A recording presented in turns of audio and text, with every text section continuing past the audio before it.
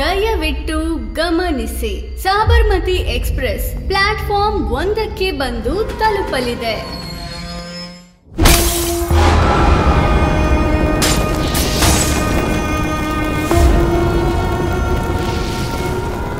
Sabarmati ಟ್ರೈನ್ನ ಸುಟ್ಟಿಲ್ಲ sir, ಸುಡೋದಕ್ಕೆ ಅಂತ ಬಿಟ್ಟಿದ್ದು. ಸಾವಿರಾರು ಜನರ ಮರ್ಡರ್, ಗ್ಯಾಂಗ್ ರೇಪ್ಸ್, ಇದು ಷಡ್ಯಂತ್ರ ಅಲ್ಲದೆ ಇನ್ನೇನು? ಈ ಆಡಳಿತ ಬರೀ ಕತೆ ಕಟ್ತಾ ಇರೋದು ತನ್ನ ಬೇಜವಾಬ್ದಾರಿಯನ್ನ ಮುಚ್ಚ ಹಾಕೋದಿಕ್ಕೆ ಸರ್. ಸರ್, ಸಾಬರ್ಮತಿ ಟ್ರೈನ್ ಮೇಲೆ ಯಾಕೆ ಅಟ್ಯಾಕ್ ಆಯ್ತು? ಆ ಅಟ್ಯಾಕ್ ಆದಾಗ RPF ಎಲ್ಲಿತ್ತು? ಅಪ್ಪಿತಪ್ಪಿ ಆ ಟ್ರೈನಿಗೆ ಬೆಂಕಿ ಹತ್ಕೊಂಡಾಗ ಫೈರ್ ಬ್ರಿಗೇಡ್ ಎಲ್ಲಿತ್ತು? So your honour, it was not a conspiracy.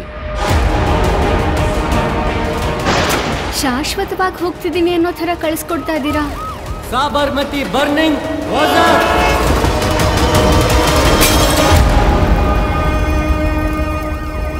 59 ಜನರನ್ನ ಜೀವಂತವಾಗಿ ಸುಟ್ರು.